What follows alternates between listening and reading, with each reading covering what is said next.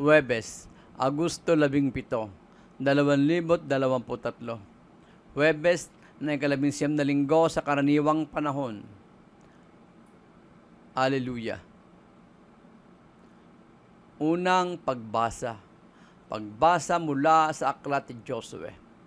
Noong mga araw na iyon, sinabi ng Panginoon kay Josue, sa araw na ito'y padadakilain kita sa paningin ng buong Israel. Sa ganito, makikilala nilang ako'y sumasa iyo, tulad ng ginawa ko kay Moses. Sabihin mo sa mga serdoteng Levita na magdadala ng karaban ng tipan, na magtuloy na sila sa ilog Jordan. Ngunit hihinto pagtungtong ninyo sa tubig. At tinawag ni Josue ang mga tao, halika kayo, at pakinggan ninyo ang ipinasabi ng Panginoon, ang inyong Diyos. At sinabi niya sa mga tao, dito ninyo malalaman na sumasa inyo ang Diyos na buhay.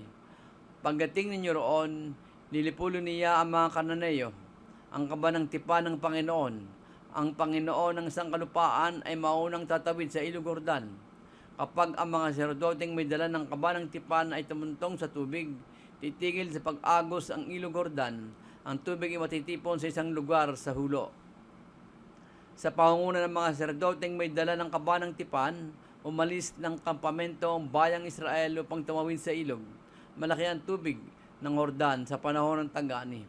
Nang sumapit sa ilog Jordan, ang mga serdoteng may dala ng kaba ng tipan, tumigil ang agos sa hulo, at ang tubig ay natipon sa tapat ng bayan ng Adam, lungsod na nasa tabi ng Sartan.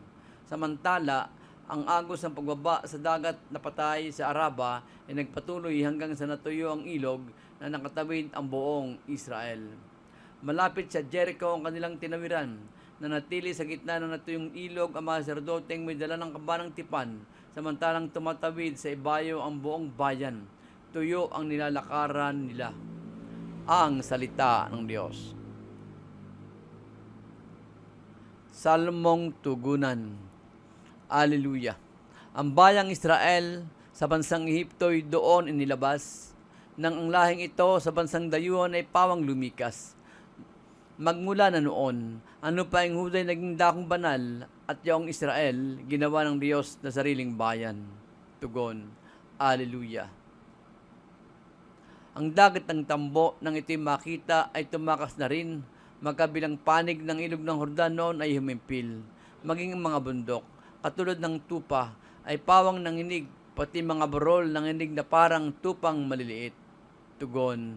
Alleluia. Ano ang nangyari? At ikaw, o dagat, wala ng dayuhan. Ikaw naman, Jordan, bakit ang tubig mo'y hindi na dumaloy? Kayong mga bundok, nanginig kayong tupa ang kapara, at ang mga burol natakot na parang maliit na tupa. Tugon. Alleluia. Alleluia. Alleluia. Alleluia. Poon iyong pasikatin kagandahan ng loobin ng kabutihan mo sa amin. Alleluia. Alleluia. Mabuting balita. Ang mabuting balita ng Panginoon ayon kay San Mateo. Noong panahong iyon, lumapit si Pedro at nagtanong kay Jesus, Panginoon, makailan pong patatawarin ang aking kapatid na paulit-ulit na nagkakasala sa akin? Makapito po ba? Sinagot siya ni Jesus, hindi ko sinasabing makapito, kundi 70 ulit pa nito. Sapagkat ang paghahari ng Diyos ay katulad nito. Ipinasiya ng isang hari na pagbayarin ang kanyang mga lingkod na may utang sa kanya. Unang dinala sa kanya ang isang may utang na 10 milyong piso. Dahil siya'y walang ibayad, inutos ang hari na ipagbili siya, ang kanyang asawa, mga anak at lahat ng ari-arian upang makabayad. Nanikluhod ang taong ito sa harapan ng hari at nagmakaawa. Bigyan pa po ninyo ako ng panahon at babayaran ko sa inyo ang lahat. Naawa sa kanya ang hari, kaya't ipinatawad ang kanyang mga utang at pinayaon siya. Ngunit pagkaalis niya roon ay nakatagpo siya ng isa sa kanyang kapwa-lingkod na may utang na 500 piso sa kanya. Sinunggaban niya ito at sinakal. Sabay wika, magbayad ka ng utang mo. Naglumuhod iyon at nagmakaawa sa kanya. Bigyan mo pa ako ng panahon at babayaran kita. Ngunit hindi siya pumayag. Sa halip, bilanggo niya ang kanyang kapwa-lingkod hanggang sa ito'y makabayad.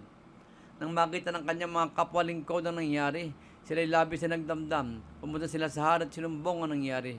Kaya ipinatawag siya ng hari. Ikaw napakasama mo. Sabi niya, pinatawad kita sa utang mo sapagkat nang makaawa ka sa akin. Nahabag ako sa iyo. Hindi ba dapat ka ring mahabag sa kapwa mo? At sa galit ng hari siya ipinabilanggo hanggang sa mabayaran niya ang kanyang utang. Gayon din ang gagawin sa inyo ng aking amang nasa langit kung hindi ninyo papatawarin ang inyong mga kapatid. Pagkatapos sabihin ni Jesus sa mga bagay na ito, siya ay umalis sa Galilea at nagtungo sa lupain ng Judea sa kabila ng ilog Jordan. Ang mabuting balita ng Panginoon.